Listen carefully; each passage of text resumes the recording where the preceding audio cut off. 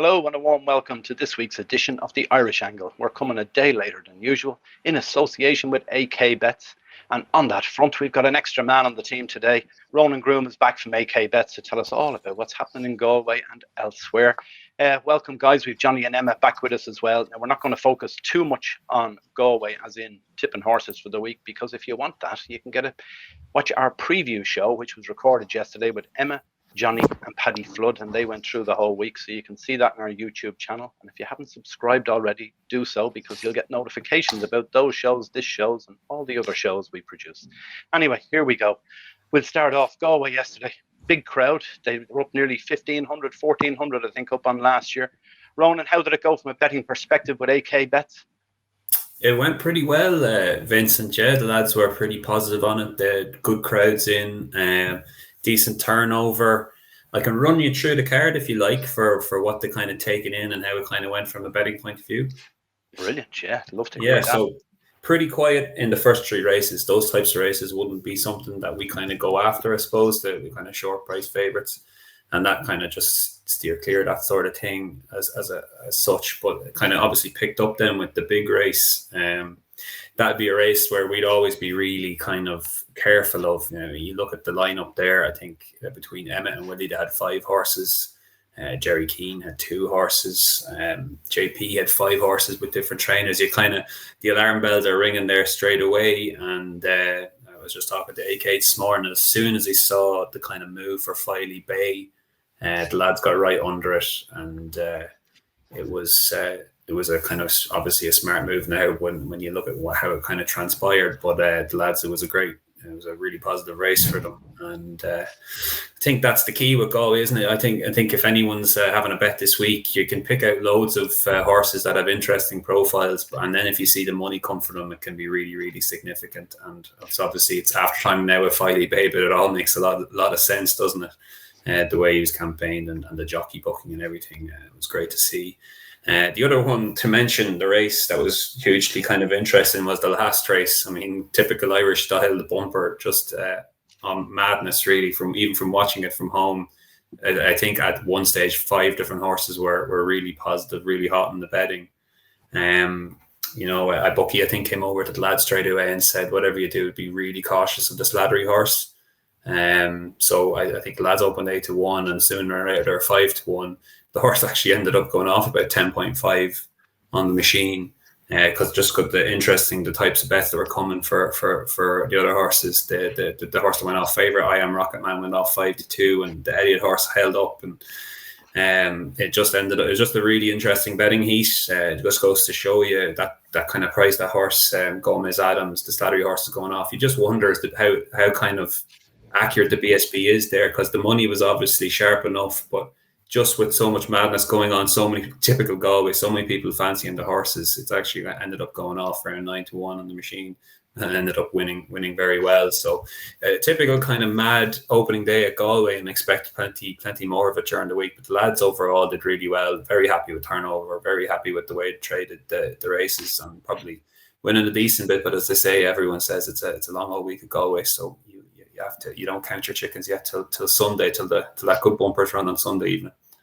Yeah, fatigue will start setting in with them now by about Friday, I'd say. But the other side, that you talk about the last race yesterday, that was interesting as well. That the front 3 in the betting, man, absolute stinkers in that. I think they all finished towards the back of the field in the end, which was some of them running free. The one Derek O'Connor rode for Sonny Carey ran 2 free up on the outside. But just interesting one you would expect in those sort of races. You had a Paul Byrne horse there as well for Gordon Elliott, wasn't it? He looked to travel well for a good while. You also had the Emmett Mullins horse, which was for the Mee family as well, that looked to be fancied when the winner earlier, Filey Bay, he was talking on TV about. He had a big chance in the last as well. That ran a stinker too. What did you make of it, Johnny, the opening day? Magic, just magic. This is what we want Galway to be, and great to hear Ronan on about the betting ring. I was talking to bookmaker this morning who was very positive as well on the figures that HRI released in terms of this feeling that festivals are alive in terms of the betting ring, and that same bookmaker was sort of comparing the exchanges now to the betting ring and the different experience. And I made this point for a long time, and this is for years. I do not think the betting ring should have anything to do with the betting exchanges. I think it's a competitor, and I think if we can get the betting ring back to anything like it was, like just listening to Ronan there talking about the bumper, like that's what racing was like. That's what all of this chat for different horses in the bumper, 5 different horses fancied at one point. Whatever you do, duck this horse. And even the story about Filey Bay, where a very, very, very well backed horse on the show was a good result because they kind of ran away from it. But you know, that race itself, like Emmett Mullins having Filey Bay, Mon Kerr for Joe Murphy, these are fame and glory bred horses who've been around the block a long time, but fired on the day. And Emmett Mullins to help instigate, and I hope he doesn't mind me saying this because I'm sure he had a big part in it, help instigate a kind of an on-course, gamble in the big race in Galway was magic, and it was kind of old school. And then to see Alan O'Sullivan, like, you know, I was looking at the horse I tipped in the race, kind of turning into the dip as Alan O'Sullivan was looking up to the sky at his brother. My horse didn't run so well. For Alan to win that race, like it is, to me, it's the premier handicap. It's the premier amateur riders race all year, the GPT as it used to be called in Galway. And for Alan to win that and look up to the sky and see his dad at the races, it was a magic start. And it's interesting that the two races that just didn't interest me were the races with long odds on shots. And it's just Ronan saying there how damaging these long odds on shots are for the betting ring and for turnover in general. We need as little of these as possible because it's not good for betting. It's not good for interest. But in general, Galway on day one, I felt was it had all the ingredients of the old Galway in many respects, and magic that Alan won the big race. Just going back there to Ronan on the betting on those odds on shots, with Davy Crockett backed from about 8 to 13 into 1 to 2, and then you had Constitution River 1 to 2 the night before, I think, into 1 to 5. I see AK tweeted that he laid a fiver each way at 1 to 6.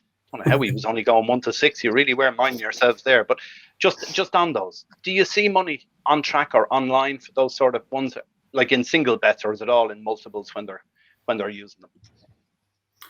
They can be multiples. I guess your angle there is the each way kind of thing, Vincent. You're trying to avoid that. Like those races shaped badly each way, and it's probably why the lads aren't keen really to get after them on the track. You're not, you know, it's the favorite is one thing, but the each way angle to them as well, the layout to them is the other, I suppose. So you're probably looking to avoid them as such. But on that, Ronan, I know it's different in Britain, but basically bookmakers in general in Ireland are still sort of obliged to lay the fifth of the odds, a third in an A-runner race, even with a 1 to 7 favourite, are they not? Yeah, my standard kind of practice, really. Yeah, it's kind of like oblige is probably the right word. Yeah, and it's probably why we try and avoid them as such and trade them cautiously online as well. It's just not the type of bets you want to be getting really stuck into, I suppose, and then gives you more license then to attack the bigger races, the bigger betting races like the GPT and echo, or call it GPT, the Connacht Hotel. Echo what you said there, Johnny. What a race! I mean, down the years, it must be one of the best races on the calendar in my view. Like if you got all the stories, even around for the betting thing, like Princess Zoe winning it, Patrick Mullins winning for the first time after so many goes. Even the guy who won it last year, his name escapes me. David Dunstan, yeah. Like you're always getting a massive story in it, and unique race as well, isn't it? Like amateur riders, 2 miles, they usually kind of go crawl around and come down the hill then, and it turns into absolute madness. And fair play to Alan O'Sullivan. Thought it was an amazing ride as well. Took his time, didn't panic. I know the horses eventually won handy enough, but I bet you there's lots of horses in that race down the years that could have won handy and just didn't, because the gaps didn't open for them. So great story again, and one of the best races I think on the calendar. I'd agree. What about you, Emma? Do you love Galway? Yeah, it was magic.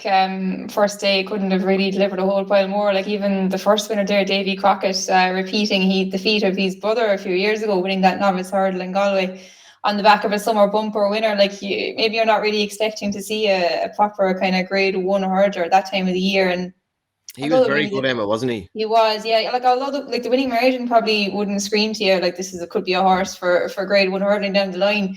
I thought like the mistake he made at the second last, that it was just going to knock the stuffing out of him completely, and he showed it. I thought a savage turn of foot to quicken past and win fairly comfortably in the end. So he's definitely one to keep an eye on. I think they were talking about targets like the Royal Bond, and he might even head to the Stole first or something like that. And then the Ballydoyle maiden winner, very impressive.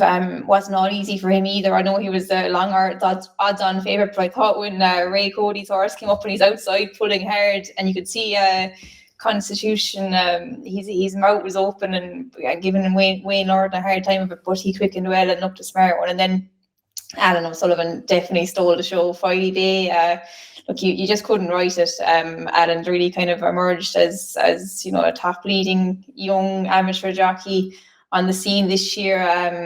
And I just thought the whole story behind the horse, like he missed all of the 2024 season. I think his last win actually came in a Lady Riders Maiden in Tramore a few years ago with Maxine riding him, Alan's cousin, obviously. Alan was like, I suppose even like his interview afterwards, it kind of shows the man he is. Like the first thing he thought after winning, like Johnny said, like the premier amateur riders handicap on the calendar, his first thoughts went to the O'Grady family after their loss yesterday as well. So he's just a really nice young fella, and you couldn't be happier to see him getting the success he's having.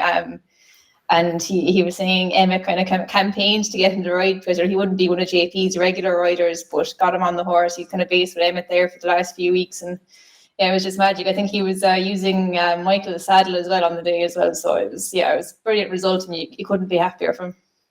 Yeah, good stuff. Well, look, Johnny, you touched on something there, talking about those HRI figures. Last week, HRI announced the first half of the year figures for the first 6 months of 2024. And there's some good things, some bad things in it, but there's a few definite positives in it. One of them is that attendances were up. Now, they're not quite up what they say they're up. They say they're up 7%, but that's comparing it to a figure last year that looks to be wrong. Last year, figure has dropped by 6,250 by the time they went to collate it against this year. So I'm not quite sure. But even taking last year's official figure into consideration, they're still up about 4%. And then the one for me is the on-course bookies. This really is a surprise to me because people were talking over the last 5 or 10 years about the death of the ring and it's in turmoil and there's nothing happening and it's dead and everything else at these minor meetings and everything else. Yet they're up 16.6% on the first 6 months this year compared to the first 6 months last year in turnover.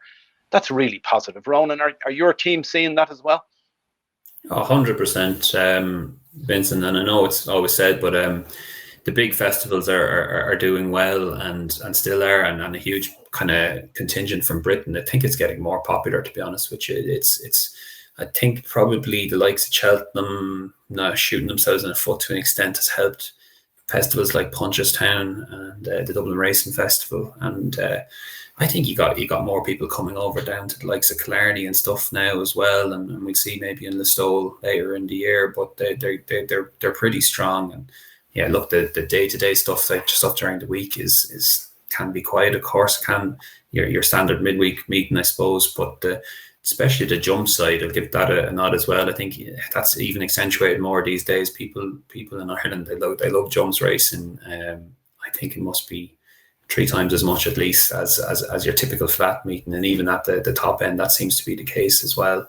But we definitely seen, and from Galway's part, where Galway has always been strong down the years. I often kind of have friends that I used to work with in London and stuff, and say, "Why don't you come over to Galway?" And they don't see it. They go, "Oh, we come over for Punchestown. We want the top class stuff." And I say, "Galway's magic, and it's amazing that it still holds its appeal to people. It's still getting the likes of the numbers that they do in these this week, Monday, Tuesday, Wednesday. People are wanting to go racing. It's where on other tracks probably would give the right hand for that sort of appeal. It's just a magic kind of thing. But yeah, definitely we felt that, and around different tracks around the country. Yeah, 18,500 people turning up on a Monday evening isn't bad in any walk of the life, is it? The other thing there, Johnny, just around all of this, you're racing all the time. You're there nearly every day now with racing TV and everything else. At a lot of the minor meetings, are you still seeing a lot of people turning up, or what's it like at those meetings?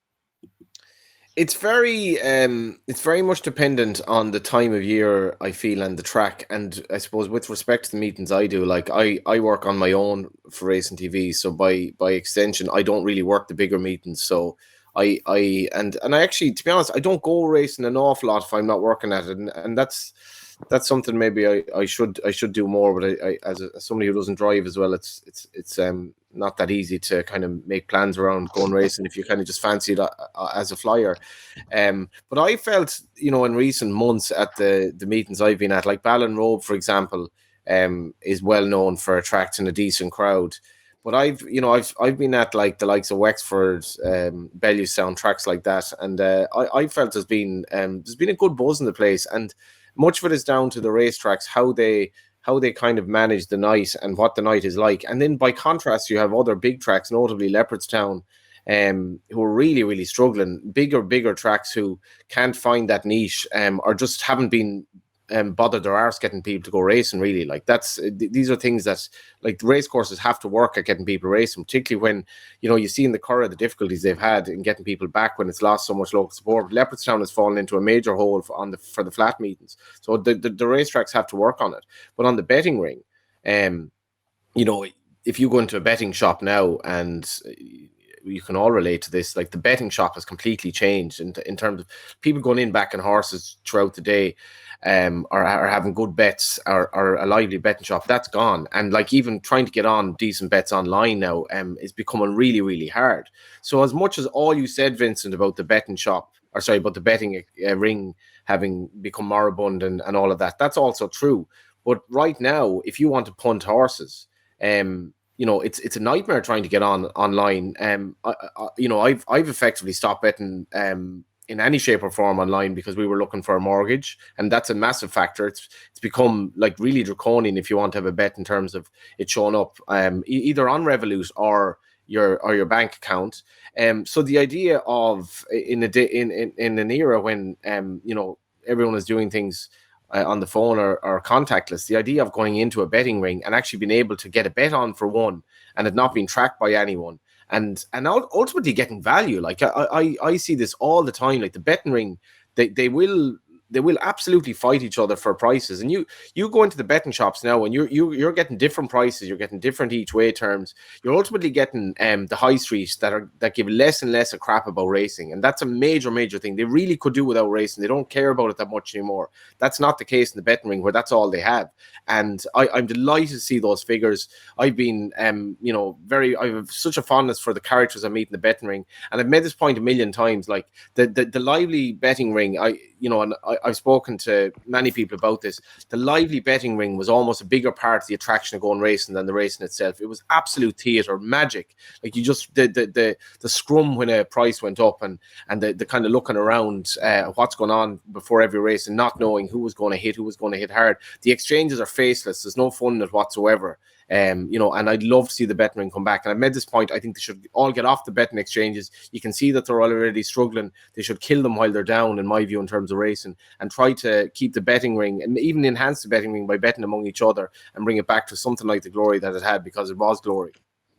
Yeah, I agree. I remember those glory days well. I was in it every day. Anyway, just on one other aspect of this, you both mentioned there about flat racing not performing as well as the jump racing to attract the crowd, or betting wise, or whatever else. Just on this, we look at Galway. They've mixed meetings. They've flat and jumps.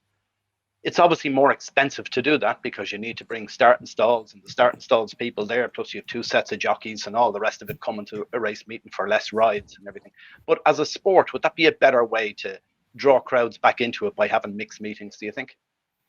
You can see why Galway have the mixed meetings. It kind of ensures that you get that crowd every single day, I suppose, because obviously in Ireland, there's no secret, like, national hunt racing has a much bigger following than the flat. But I think if you start increasing the number of mixed meetings, I don't think jockeys or trainers are going to be very happy with you. It's tough for a jockey to drive 3 or 4 hours to Galway, possibly for 2 or 3 rides, and same for a trainer, traveling big boxes with 1 or 2 horses in it. It's I think, kept to a minimal, it's fine for festivals like Galway and other fixtures like that every now and again, but I wouldn't really be in favour of increasing too many mixed cards as well.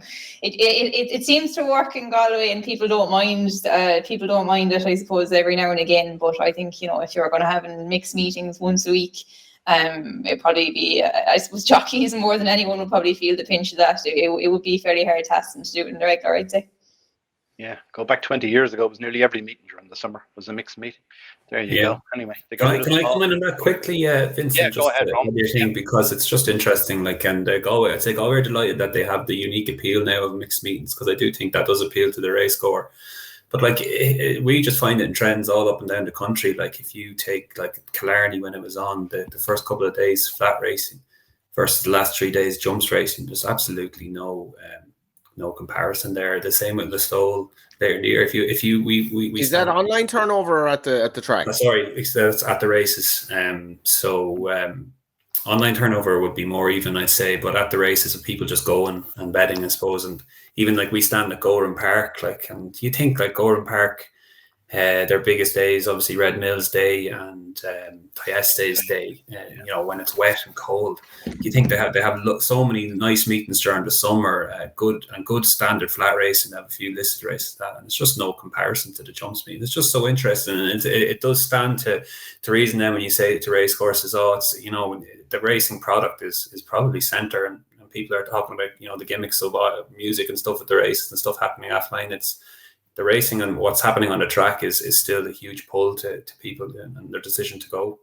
I don't know where you are on this, lads and Emma, because like I find the flat far more intriguing at this stage. Like, it's just the national hunt game for me has lost so much of the heart of it, which was like, there was more of a spread of people. It wasn't as concentrated in horses being flogged for $500,000 after winning a point-to-point or being sourced in France for all this money. It was more random. But certainly with the flat, like, it's just the quality of the pedigrees, the trainers, the quality of the riders.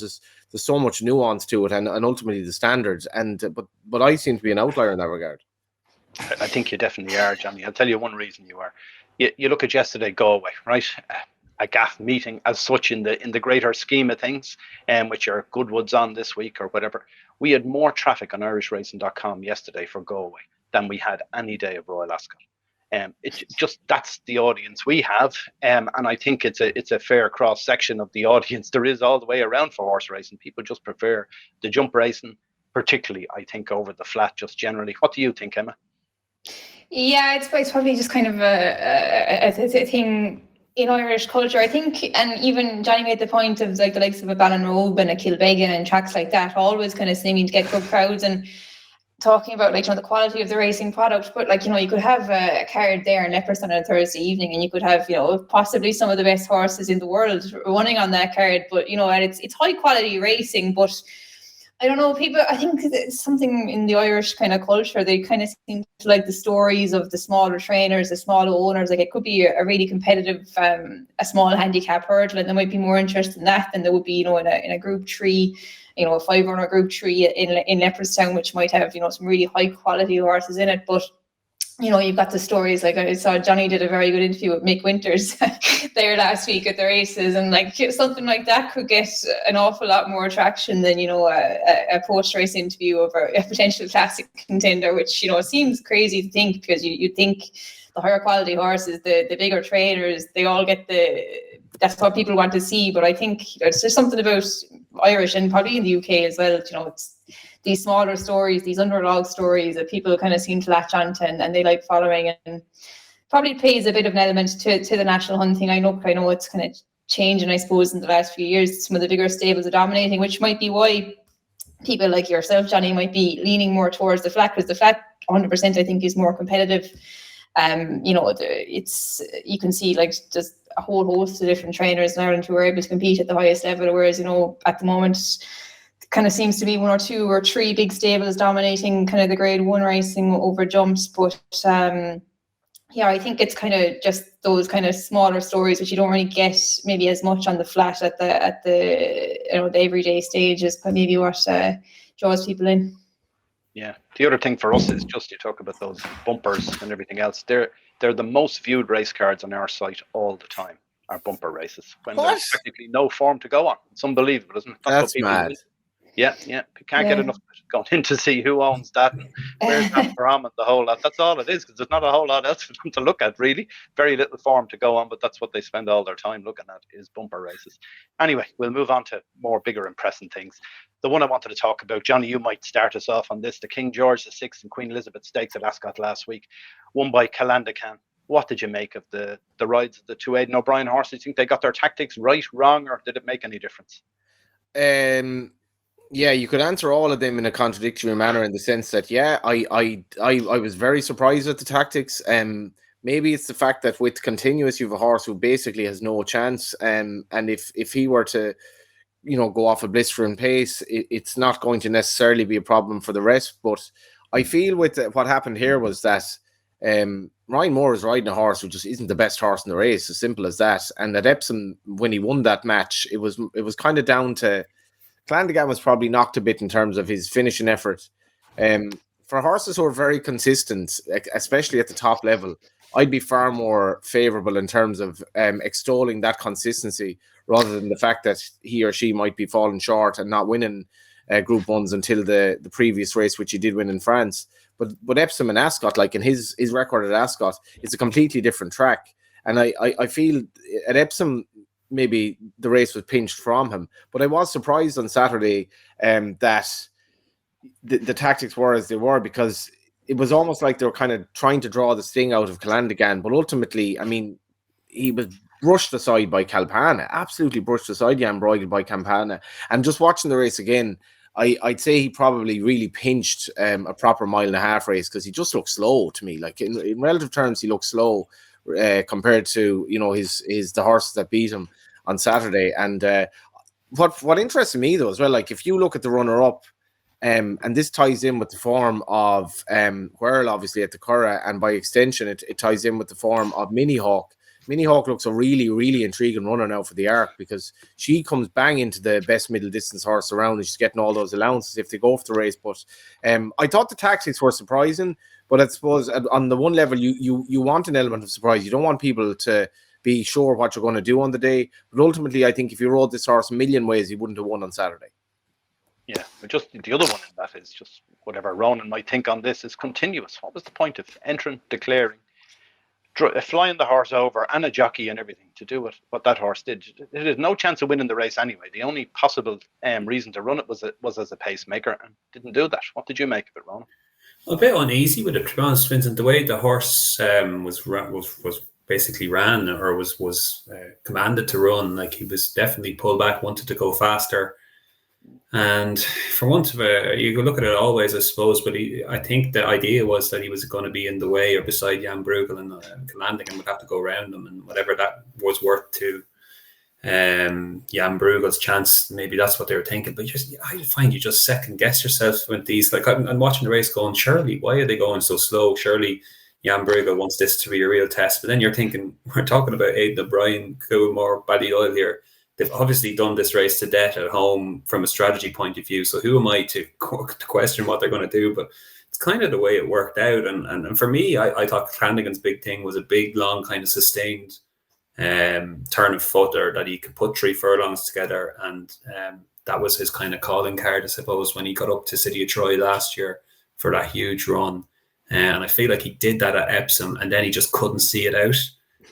Because of the kind of extra stamina that was put on there from Continuous kind of going on, and it just didn't happen this time. Now, like, yeah, you could actually say after the race, Jan Bruegel's just run so poorly, maybe it didn't even make a difference. But I wonder what you thought in general, guys, of just Continuous being held back that way. I guess some people always talk about pacemakers and whether it's correct to be able to be allowed to do that, but I think it's fine within the rules if the horse does go on, but being held back like that as a kind of like blocker, boulder early in the way. I wonder what you thought of that. Yeah, but the other one is, we go back, Emma might answer on that, but just looking at the Irish Derby as well, it looked like they had a fleet of pacemakers in there as well and didn't use any of them. They all sat at the back, whatever the reason was there. What do you make of it, Emma? Yeah, I've no issues with it, with a pacemaker being on if they're going to ensure a solidly run race, but obviously not inferring that that's what continuous was used for. But yeah, if people are running horses to kind of close gaps and make it harder for their horses to get around them, it's obviously you couldn't agree with that. I suppose I thought the tactics were really, really strange. I suppose Jan Bruegel had the first time cheek pieces on. You'd wonder, were they maybe hopeful that he might go on and cut a trail himself, but he just didn't really seem to want to go maybe as fast as it would have been required, because he looks like just an out and out stayer. You'd imagine continuous going flat out like he had been doing in his last few ones would have helped him, because you'd imagine Calandigan, kind of like Ronan said, maybe not totally seeing out the really strongly run mile and a half the time before that might have been what caught him. So it kind of looked like the obvious thing to do, but there's probably maybe one race or two races a year where maybe Coonmore don't get their tactics 100% right. They seem to get it right most of the time, but yeah, it was I couldn't really understand it. I actually backed Jan Bruegel. I'm not talking to my pocket now or anything, but I thought if he was going to have a chance, it had to be very strongly won. And, he's probably a little bit quirky. Maybe he's a horse who doesn't want to go out and do that himself. So I can't imagine if the race was being run again, they would have employed the same tactics again, I'd say. I tell you what, though, Emma, you should tell your dad, right, if you've a fairly pacey horse at home, right, over 40 grand sterling for coming fifth. The race is losing a lot of its luster. Ballydoyle are running pacemakers are not even making the pace in the race. Yeah. Just target a horse, enter a filly or something in the King George, and there's every chance just by turning up you'll finish fourth. Yeah, I'm not sure would they end up finishing the race or we have one. They finish it eventually. I'm quite sad at seeing continuous turn into a pacemaker. Though, God, I used to love that horse. Hard to believe he's a St. Ledger winner now after dropping down to America 110. It's just kind of a bit sad to see it. Yeah. Anyway, we'll move on to Goodwood this week. We won't spend too much time talking about the Tuesday runners because we're recording this on Tuesday afternoon. So by the time you see it, it'll all have happened. But we do have Illinois against Scandinavia in the Goodwood Cup today. That's an interesting one, Johnny. What did you make of that? I thought that maybe, just maybe, Ryan Moore might have ridden Scandinavia, getting a stone off the other horses. I thought Illinois. I mean, we're recording this at so I'm going to look like a fool now because this race is on as we record this in an hour and a half. I actually felt he was a very backable price today. The distance in the Gold Cup is an extreme. You're not sure to get it, and as much as Trawlerman was brilliant on the day, I didn't feel Illinois was in love with the trip. Now he was 9-4. He was weak in the betting that day, so I suppose the weakness today isn't that surprising. But he's just a really, really solid stayer.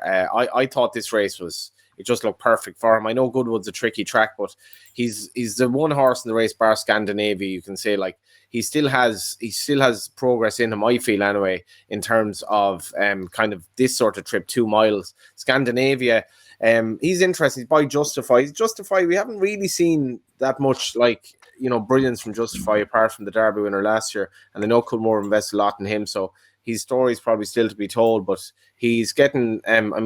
Coolmore had a horse over here that they tried to turn into a sprinter by Justify, and here you have probably more what you'd expect. Scandinavia, who looks a stayer, and as you say, he's getting the allowances. But I would have been amazed if Ryan Moore got off the second in the Gold Cup, probably a non-staying second. And Illinois looks just a proper stayer who does the job. He's consistent, and I'd be a backer rather than a layer at 7-4. He's probably lost by the time you listen to this. Yeah, fair enough. Right, we move on to Wednesday, Sussex Stakes. What about this? From an AK point of view, Ronan, Field of Gold. Is that one that you'll be trying to avoid these short ones and not getting involved, or will you be taking them on? We have no choice, Vincent. Our strategy for the week, as always, is to just take everything on with these big races. We try and use these races as much as we can to get people in with us and obviously our own customers as well. So we'll be inevitably be best price around on Field of Gold, or at least joint best. The race shapes up well from an each way kind of point of view, from a trading perspective as well, with 7 runners, so we could really attack this hard. From a point of view of Field of Gold, it's not rocket science says he's probably going to win. He's 2-5 there now. I think presently he's giving me real Kingman vibes. I think he's just going to be with that turn of foot, and I Like, it's easy to see him produce it here. I don't think those against him are really up to it, and we might see more interesting races for him down the line. Potentially the big race at York, the Judemont. Yeah, I think Field of Gold is something special myself. Still can't believe got beaten in the Guineas. There you go. Moving on to Thursday, then we've the Nassau Stakes. What about this one, Emma? Whirl, bedtime story, set the fire, bedtime story. Good to see bedtime story back anyway. What did you make of that? Yeah, small field, only 5 in it, but really interesting contest. Whirl obviously won the Pretty Potty last time, beating Calpana, who ran a cracker there over the weekend as well. Cersine as well, you can't forget her for Joe Murphy. Royal Ascot heroine. She has to have her chance in there as well. You'd love to see her back up that Royal Ascot success as well. Bedtime story, like you said, huge run in France last time, and see the fire.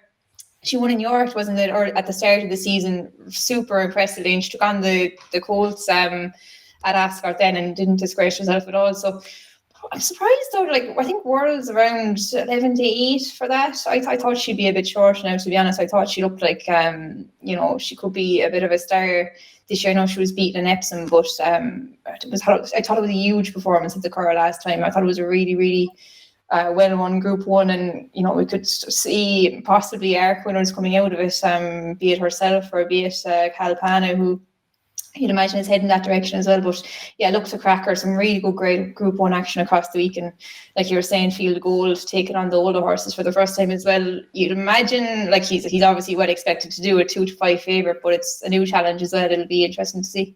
I'm with them on this, and like I was against I thought Calpana, I couldn't really see her. Maybe not I couldn't see her beaten, but I definitely thought she was an odds-on shot to beat an Oaks runner-up, given her form. I thought she'd look to have everything in her favour.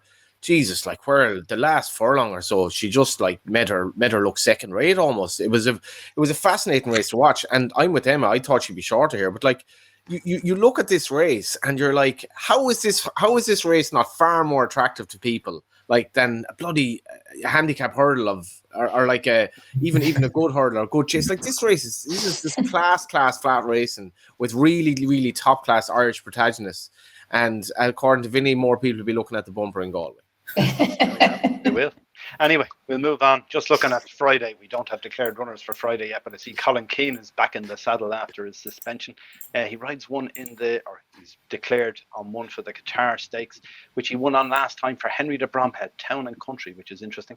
And then Saturday, which we also don't have final runners for either, but the Lily Langtry Stakes. Emma might give us a little steer on this. I see Paddy Toomey has 3 entries in it: Beechwood, La Isla Majeras, and Royal Entry. Will any of them run? Will all of them run? One of them will run.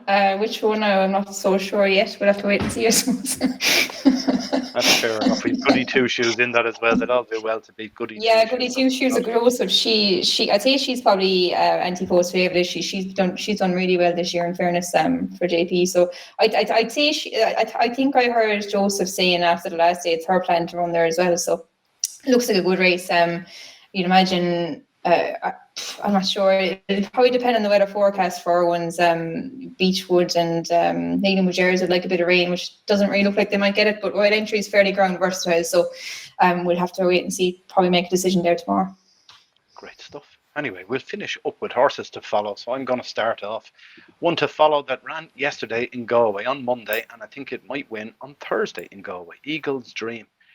John Murphy ran in a much hotter race she did on Monday. It was a 0 to 93-year-old race, finished 4th to Kilmeaden, which you might remember from only the other day, and now goes in a 0 to 70 all age, or for 3-year-olds and up. I think that experience from the other day will stand to her, and I think she's a good chance. Draw isn't ideal, 16, but it is a 1.5 mile race, so I'd be hoping for good there. Nathan Cross, I think, rides the horse. What about you?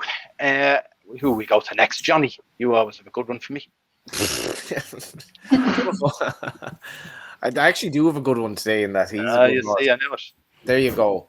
Davy Crockett, as Emma mentioned, exactly what she said. Like, when you make a mistake like that at second hands, this horse like had never jumped a hurdle before, so it's I took him on. I put up Mick Collins in the race. I didn't think he'd be 14 to 1 the night before. I know there's an on-runner, but he was quite well backed. He ran an absolute blinder, and this, like, for a fella that had never jumped a hurdle before, only out of a bumper. It's hard to know how these pedigrees work, like mixing any power with good flat stallions. Camelot hasn't really been used as a national hunt stallion, but he would be interesting because like they have a lot of class, the Camelot horses, and a lot of them very good looking as well. And he looks like I'm not sure if he's big enough to be a chase or whatever like that. I think he might be more of a hurdling type. But as Emma says, like that engine, that's what you want to see. Like just coming straight back on the bridle after that mistake, almost after a few strides. I could see him easily rocking up in the Supreme in March or whatever. But by whatever he does, he looks a lovely prospect going forward. Class performance for a horse who never jumped a hurdle. Excellent. Yeah, Davy Crockett.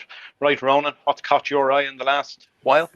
I was very much intently listening to Emma there to see if she'd give some insight there and whether the Isla Mugers would run on Saturday. Very interested in her. I thought she ran a huge race the first day up in Down Royal against the race fit Goody Two Shoes. And the way that race panned out, it turned into a bit of a sprint late on. So very much looking forward to seeing that horse again. But I go with one that I declared for Thursday, Vincent, a horse called Zaragan.